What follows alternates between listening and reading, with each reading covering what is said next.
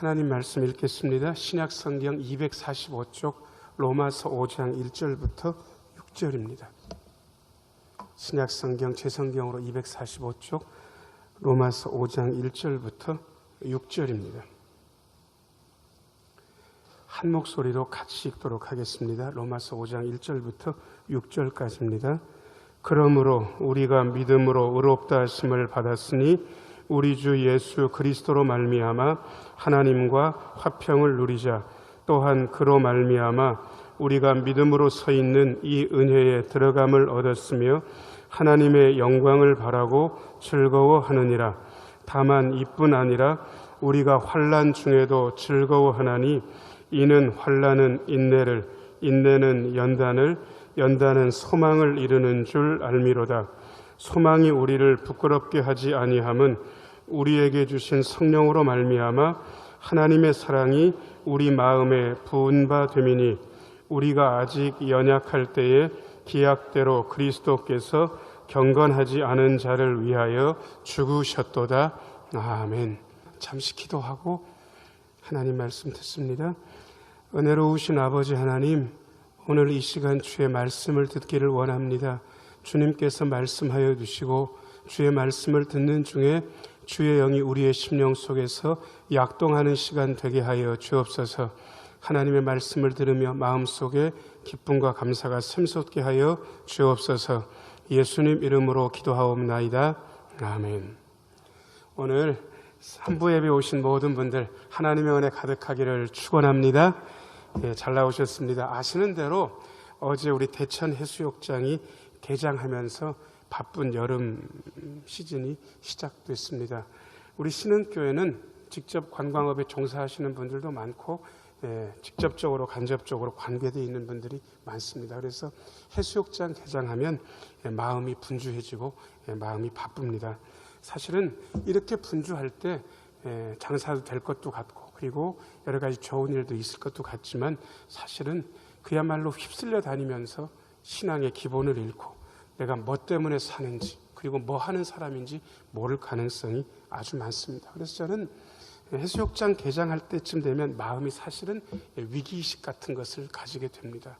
우리가 기본을 잃어버리지는 않을까라는 생각을 늘 하게 되는 것입니다. 그래서 믿음의 기본을 되새길 수 있으면 좋겠다라는 생각을 가지면서 오늘 절기가 특별한 날입니다. 자, 저를 따라서 하세요. 삼위일체 주일. 아마 성령 강림 주일까지는 일반 교회에서도 많이 지키기도 하고 그럴 것 같은데 삼위일체 주일은 딱히 그러지는 않습니다. 왜냐 그러면 성령 강림 주일 다음 주일이 삼위일체 주일입니다. 특별한 일 없이 그냥 지나갈 수도 있지만 성령 강림 주일은 교회의 시작을 알리는 아주 귀한 절기. 그런데 삼위일체 주일은 가려져서 사실은 별로 중요한 느낌이 안 들지만 보통은 이 삼위일체 주일이 교회력으로 하반기 시작할 때쯤 됩니다. 그래서 반년 남은 이 반년을 어떤 마음 가지고 보낼 것인가라고 다짐하는 그러한 주일로 보셔도 무방하리라는 생각을 가져보고요. 우리의 신앙생활은 삼위일체 하나님의 역사 아래서 성장하는 게 우리의 신앙생활의 관건이고 저희 전부라고 할 수 있습니다. 그래서 삼위일체 하나님의 역사를 느끼는 그러한 본문들을 오늘 택하는 게 보통 대부분의 교회에서 하는 일입니다. 저는 로마서의 본문을 택했습니다. 로마서 본문은 사도 바울이 고린도에서 3개월 정도 머물면서 1차, 2차, 3차 전도여행을 마무리할 때 쓴 편지가 로마서입니다. 로마서 안에는 보통 사람들, 믿는 이들의 믿음의 핵심, 그야말로 믿음의 정수, 엑기스라고 표현할 수 있는 게 다 녹아들어가 있습니다. 그래서 어떤 분들은 나는 성경이 한 권을 택하라고 한다면 로마서다. 로마서는 그야말로 그리스도를 감싸고 있는 서신이다. 그렇게 얘기한 분들도 있는데 맞는 것 같습니다. 그리고 로마서를 깊이 있게 읽어보게 되면 우리의 믿음에 대해서 굉장히 유익함을 얻을 수 있는데, 오늘이 삼위일체 주일이기 때문에 삼위일체에 대한 이야기를 해야 됩니다. 그래서 삼위일체 본문하고도 어울려야 되는데, 여러분들이 알고 계시는 유명한 삼위일체 본문은 목사가 예배 끝날 때 축도하는 게 삼위일체가 들어있다는 걸 여러분들이 아시죠? 여러분들 아마 적어도 이 시간에 교회 나오는 분들이니까 목사가 축도를 하고 여러분들은 여러 번 들으셨기 때문에 어떻게 하는지 알고 계실 겁니다. 주 예수 그리스도의 뭡니까? 은혜와, 그 다음에 하나님의 뭐요? 사랑과, 그 다음에 성령님의 다음엔 뭡니까? 이게 워낙 붙어있는 게 많아가지고 헷갈리시죠? 역사, 감동, 감화, 인도하심 뭐 이렇게 되어 있는데, 원래는 교통하심이라고 되어 있습니다. 그래서 이 삼위일체가 어우러져 있는 본문을 우리가 삼위일체 주일에 공부를 하고요. 그 다음에 또 어떤 때는 이 삼위일체 본문이 어떤 때 드러나냐 그러면, 예수님께서 세례 받으실 때 예수님께서 물에서 올라오시자마자 하늘에서 성령이 임하는데, 까마귀 같은 성령이 임합니까? 비둘기 같은 성령이 임합니까? 비둘기 같은 성령이 임하고 하늘이 열리고, 그리고 하늘에서 하나님의 목소리가 들렸습니다. 그야말로 성자 예수님, 성령님, 성부 하나님이 그야말로 어우러져 보이는 이런 것들, 이런 본문들을 보통은 고르게 되어 있습니다. 오늘 우리가 읽은 로마서 5장 1절에서 6절까지도 삼위일체 하나님의 모습이 잘 어우러져 있고요. 우리 신앙의 기본에 대해서 이처럼 잘 얘기해 주는 게 흔치 않습니다. 첫 번째 좀 비춰줘 보세요. 첫 번째, 자, 저를 따라서 하세요. 예수님의 은혜와 믿음이 있습니다. 예수님의 은혜도 있고 그것을 받아들이는 믿음도 있는데, 1절 한번 비춰줘 보세요. 1절, 네 번째 줄 중간까지만 읽으면 됩니다. 같이 한번 읽어보겠습니다. 시작. 그러므로 우리가 믿음으로 의롭다 하심을 받았으니 우리 주 예수 그리스도로 말미암아. 거기까지요. 그 다음에 2절도 한번 읽어보겠습니다. 2절. 2절은 네 번째 줄까지 읽으시면 됩니다. 같이 읽겠습니다. 시작. 또한 그로 말미암아 우리가 믿음으로 서 있는 이 은혜에 들어감을 얻었으며. 1절 좀 비춰줘 보세요. 1절. 예수 그리스도로 말미암아. 이걸 앞에 붙여도 됩니다. 예수 그리스도로 말미암아 우리가 믿음으로 의롭다 하심을 받았다. 이렇게 말씀드려도 됩니다. 신앙생활의 기본은 믿음으로 의롭다 함을 받는 것, 이게 신앙생활의 기본 중에 기본입니다. 이게 안 되면 사실은 이 자리에 앉아서 말씀을 들어도 그 말씀은 그분하고 별로 상관이 없습니다. 기본 중에 기본, 예수를 믿음으로 의롭다 함을 받는 것. 자, 저를 따라서 하세요. 우리는 예수님을 믿음으로 의롭다 하심을 받았습니다. 어떤 분들이 이 얘기를 하면 봉사를 강조하고, 그리고 행위를 강조하는 분들이, 목사님, 야고보서에는 전혀 다른 말씀이 나와 있습니다. 야고보서가 이렇게 돼 있습니다. 야, 너희가 어찌 믿음으로만 구원받고 의롭다 된다고 착각하고 있느냐? 아브라함이 자식을 모리아산에서 제물로 드릴 때에 그 행함으로 의롭다고 인정받은 거 아니냐? 라합이 정탐꾼들을 숨겨주는 그 행동을 할 때에 믿음으로 의롭다함을 받은 게 아니냐? 행함이 없는 믿음이 어찌 온전한 믿음이겠느냐? 너는 믿음이 있다고 하지만 너의 믿음을 어떻게 보일 것이냐? 나는 행함으로 내 믿음을 보일 것이고, 행함이 없는 믿음은 죽은 믿음이다. 언뜻 보면 야고보서에서는 행함으로 의롭게 되고 구원받는다고 그렇게 얘기하는 것도 같습니다. 아니요. 그런데 이게 시점이 좀 다릅니다. 믿음의 출발점과 믿음의 종착지는 많이 다릅니다. 우리가 믿음으로 의롭다 하심을 받았다, 믿음으로 구원받았다 할 때는 받아들이는 믿음에 대해서 이야기하고 있는 것입니다. 이게 기본 중에 기본입니다. 자, 한 번만 더 저를 따라서 하세요. 우리는 믿음으로 의롭다 하심을 받았습니다. 믿음으로 받는 거예요. 거기선 행위 자체가 필요 없어요. 그런데 그렇게 받아들인 믿음, 그 믿음이 그대로만 있으면 그냥 간직돼 있을 뿐입니다. 그 간직돼 있는 믿음은 힘이 없습니다. 그 간직돼 있는 믿음을 어느 순간에 표현해야 되거든요. 믿음을 드러내야 되거든요. 그때부터는 로마서 말씀이 아니라 야고보서의 말씀이 우리에게 더 적합합니다. 자, 저를 따라서 하세요. 간직된 믿음을 드러냅시다. 그때는 행위로 드러나는 거예요. 제가 어떤 분이 직장 생활을 하는데, 이분은 술도 먹고 담배도 피우고요, 2차 3차 가자 그러면 가지 말아야 될 것도 여러 번 갔어요. 그런데 이분이요, 예수를 믿고 교회에선 집사라고 불리는 분이에요. 그런데 한 번도 자기 직장에서 자기가 예수 믿는다고 교회 집사라는 얘기를 못했어요. 그런데 교회에서 집회를 하면서 은혜를 받은 거예요. 다음 날이 돼가지고 점심 식사, 교회 회사 구내식당에서 식사를 하는데 그 전까지 한 번도 기도해 본 적이 없어요. 근데 그게 죄송한 거예요.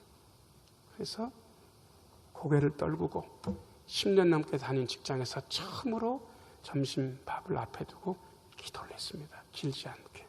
근데 옆에서 난리가 났어요. 김 과장, 예수 믿었었어? 교회 다녔었어? 예, 그 뒷말은 너 그런데 술도 먹었잖아. 담배도 피웠잖아. 엊그제는 나랑 2차, 3차도 갔잖아. 근데 어떻게 네가 예수 믿냐? 그분이요, 울컥한 거예요.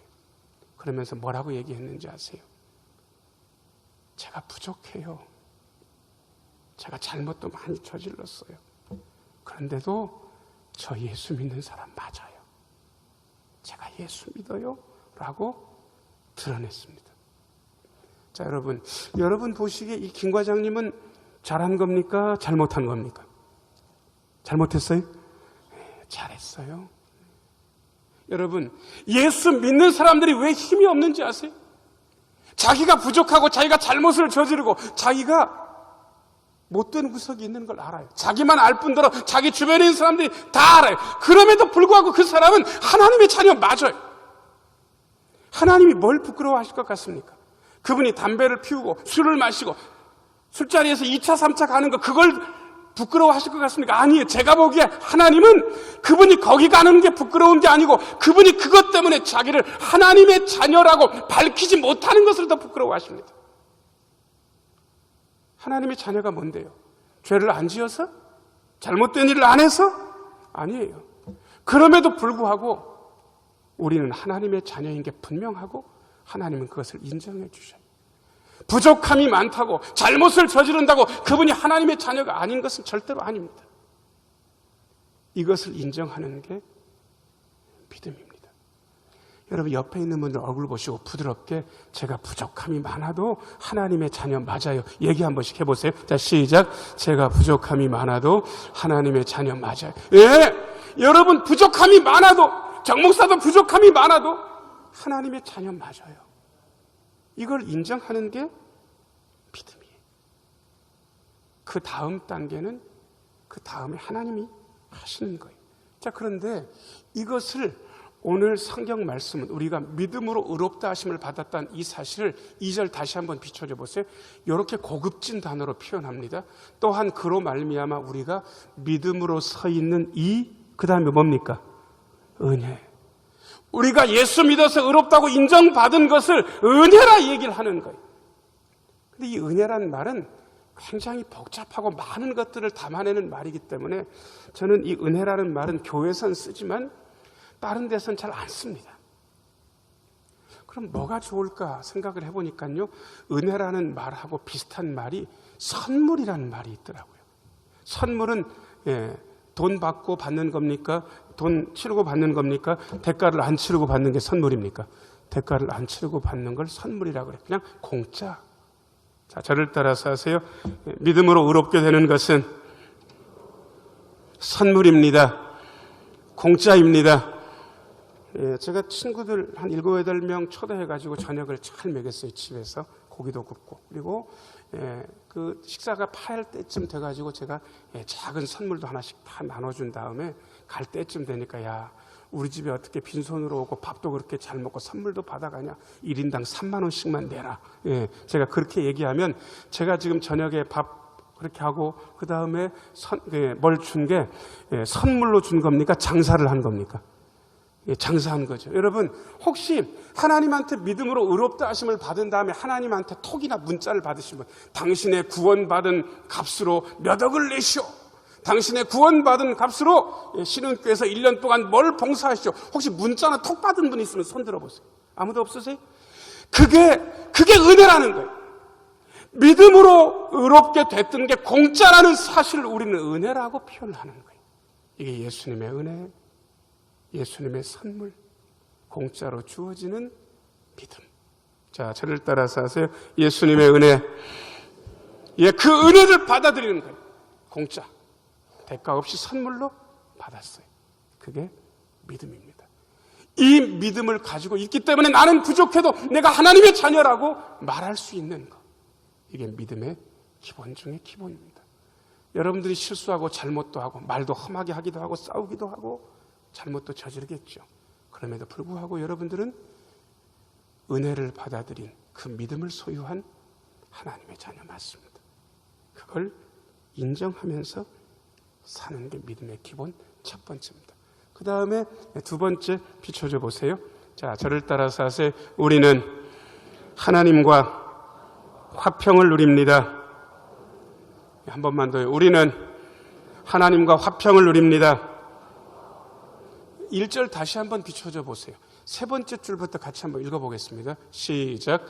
우리 주 예수 그리스도로 말미암아 하나님과 화평을 누리자. 2절도 한번 읽어보겠습니다. 2절, 다섯 번째 줄, 여섯 번째 줄 같이 한번 읽어보겠습니다. 시작. 하나님의 영광을 바라고 즐거워하느니라. 아멘. 하나님과 화평을 누린다. 자, 1절 다시 한번 비춰줘 보세요. 거기 묘한 말이 있습니다. 우리 주 예수 그리스도로 말미암아 하나님과 화평을 누리자. 이 말미암아라는 말을 많이 쓰기도 하고 잘 쓰기도 하고 이해가 잘 될 것 같아도 사실은 이게 묘한 단어입니다. 이거를 조금 더 우리의 시각에 맞게 좀 편안하게 얘기를 한다면 글쎄요, 이렇게 말씀드려도 될 것 같습니다. 자, 저를 따라서 하세요. 예수님 안에서 하나님과 화평을 누립니다. 안에서란 말은 쉽습니다. 우린 안과 밖을 잘 구분할 수 있으니까. 그런데 자, 우리가 사랑성전 안에 있고 사랑성전 밖에 있는 게 어떤 건지를 잘 알고 안과 밖을 잘 알긴 하지만 이게 사람에 쓰니까요, 이것도 잘 모르겠는 거예요. 사람 안에 있다는 게 어떤 건지, 그리스도 안에 있다는 게 어떤 건지. 그래서 찾고 찾다가 또 다른 말 하나를 제가 발견해냈습니다. 자, 저를 따라서 하세요. 우리는 예수님 덕분에 하나님과 화평을 누립니다. 누구 덕분에? 예수님 덕분에. 예수님이 안 계시면 하나님과 화평하지 않아요. 그런데 예수님 덕분에 하나님과 화평을 누려요. 화평을 누린다는 말은 대면해서 봐도 꺼리지 않는다, 그 뜻입니다. 예수를 믿는 사람들은 죄를 짓고 잘못을 저지르면 하나님과 대면하기가 쉽지가 않습니다. 아담과 하와가 범죄하고 난 다음에 하나님께서 동산에서 거니시는 그 소리를 듣고 하나님 앞에 나서지 못했습니다. 숲을 속에 숨었습니다. 왜? 두려워서. 죄를 짓고 나니까 하나님이 두려운 거예요. 많은 분들이 하나님을 대면하지 못하는 이유는 잘못을 저지르고 두려움 때문인 것 같습니다. 벌 받을까 봐 두려움. 이런 두려움들이 잘못을 저지르는 분들 마음속에 있는 것 같습니다. 그런데 예수를 믿는 분들은 하나님 앞에서 잘못을 저지르지만 그 두려움 때문에 하나님 앞에서 고개를 떨구고 있는 건 아닌 것 같다라는 생각을 저는 여러 번 했습니다. 자, 아버지 자식이 있어요. 잘못을 저질렀어요. 아버지 보기가 어려운 거예요. 왜요? 아버지가 잘못을 저질렀기 때문에 때려서 패서 죽일까 봐? 진짜 그래서 아버지 뵙기가 어려운 걸까요? 자식이 잘못을 했는데 아버지가 때려서 상처 입힐까 봐 그것 때문에 자식이 아버지 뵙기가 두려운 겁니까? 그건 아닌 것 같습니다. 일단은요, 왜 잘못을 저지르면 하나님을 대면하기가 어려운가? 그 감정의 실체는 뭔가? 저는 생각해 보니까요, 두 가지 정도 있는 것 같아요. 잘못을 저지르고 나면 두려움보다 예수 믿는 사람들 속에는 부끄러움이 먼저 앞서게 돼 있습니다. 내가 하나님의 자녀인데 이 정도밖에 안 된다. 내가 아버지의 자식인데 이 정도밖에 못하는 자식인가? 부끄러운 거예요. 그 부끄러움이 우리의 죄를 지은 마음, 감정의 밑바닥에 서려 있는 걸 제가 봤습니다. 그 다음에 또 하나의 감정은 우리가 보통 쓰는 말인데 이렇게 얘기하더라고요. 어떤 분이 저한테 와가지고 교회 생활을 하다 말다 그래요. 뭐 특별히 일 있는 것도 아닌데 잘 나와야 되는 분인데 잘 못 나오고 있어요. 그래서 제가 중간쯤 만나가지고 인사를 이렇게 드렸더니 그분이 저한테 뭐라고 얘기하나 그러면 목사님 죄송합니다. 그렇게 얘기해요. 죄송합니다. 여러분, 잘못을 저지를 때 느낌이 뭔지 아세요? 죄송한 거. 벌 받을까 두려운 게 아니고 하나님 앞에 죄송한 마음. 이 마음이 사실은 우리의 죄를 지은 감정의 밑바닥에 있는 거예요. 이걸 인정해야 됩니다. 두려움도 물론 있을 수 있지만 그것보다 부끄러움이고, 부끄러움도 물론 있을 수 있지만 그것보다 죄송함이 우리의 마음의 밑바닥에 있어요. 자, 한번 해보실래요? 고개를 들고 늘 이 마음 가지고 사실 테니까. 자, 저를 따라서 하세요. 하나님, 죄송합니다. 한 번만 더요. 하나님, 이 정도밖에 못 돼요. 죄송합니다. 그 죄송한 마음이 있는 거예요.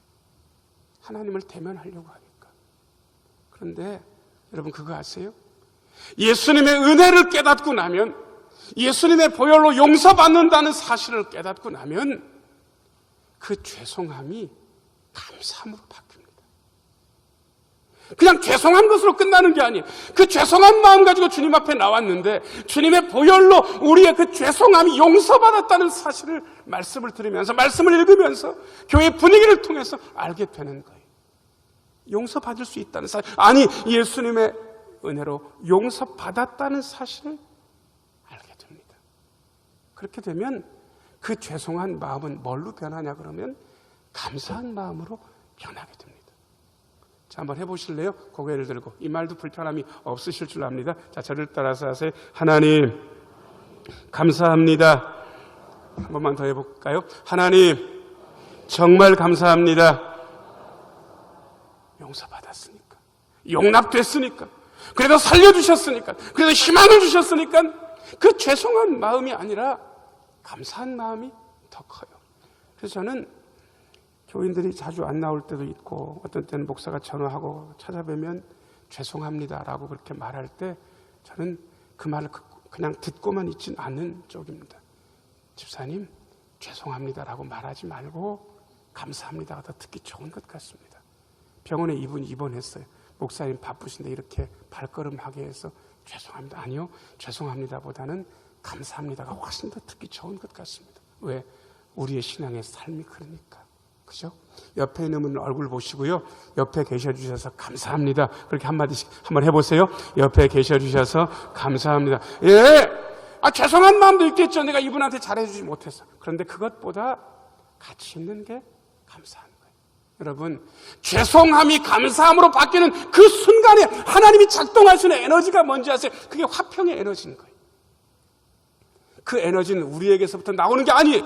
예수 그리스도로 말미암아 예수님 안에서 나오는 그 화평의 에너지가 우리와 하나님 사이를 화평하게 하는 거예요. 그래서 죄송함이 변해서 감사함이 됩니다.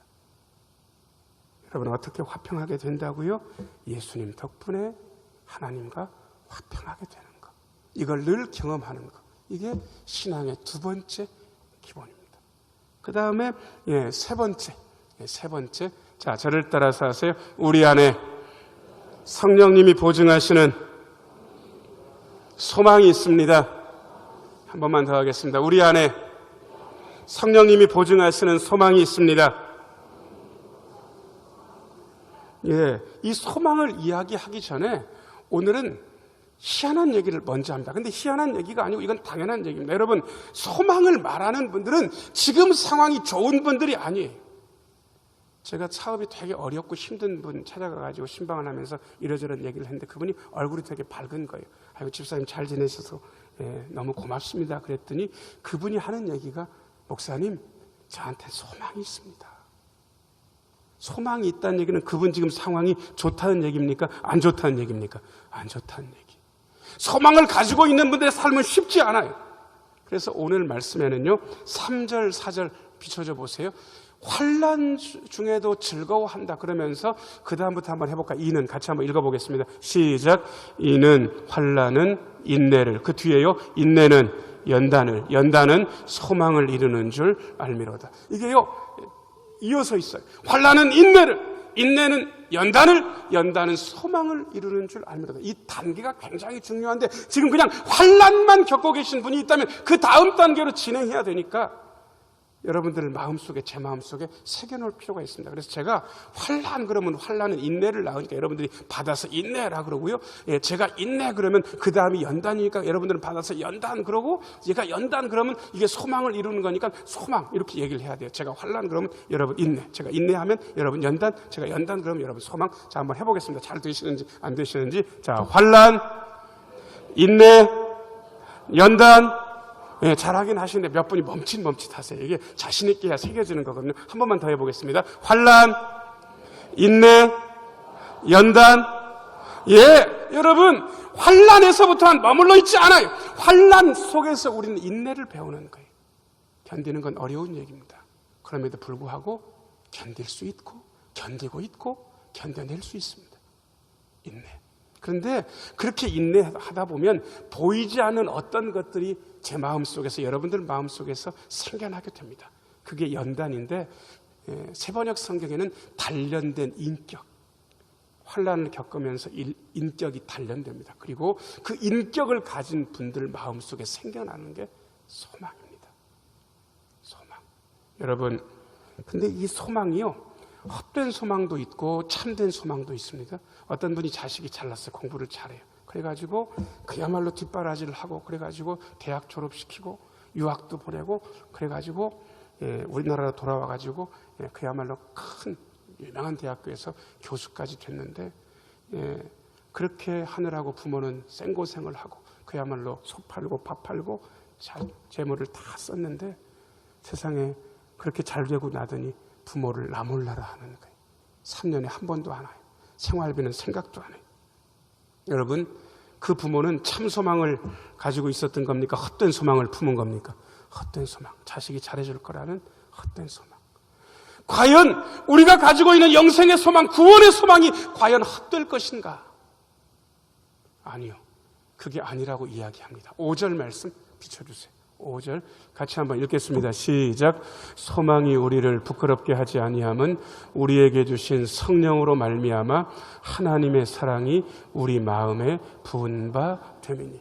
예, 소망이 부끄럽지 않는다는 말은 우리 안에 있는 소망이 반드시 이루어진다, 그 뜻입니다. 이걸 어떻게 할 수 있느냐? 하나님께서 우리 마음에 성령으로 말미암아 사랑을 부어주셨는데, 그 성령으로 말미암은 사랑을 점검하다 보니까 이 소망이 참되다는 것을 늘 알게 되는 거예요. 자, 저를 따라서 하세요. 우리의 소망은 참된 소망입니다. 성령이 보증하시는 소망. 여러분 안에 어떠한 어려운 일이 있어도 그 어려움이 여러분들을 인내하게 할 겁니다. 그 인내가 여러분들에게 단련된 인격을 줄 것이고, 그리고 그 단련된 인격이 여러분들 속에서 소망으로 나오기 시작할 겁니다. 그 소망은 헛되지 않습니다. 그 소망은 성령님께서 보증하시는 소망이기 때문에 반드시 그 소망은 이루어지고야 말 것입니다. 사랑하는 여러분, 어떻게 시작됐습니까? 우리의 믿음이 예수님의 은혜를 받아들이는 믿음으로 시작됐습니다. 그리고 예수님 앞에 우리의 잘못을 말씀드리면서 우리는 예수님 덕분에 하나님과 화평을 누립니다.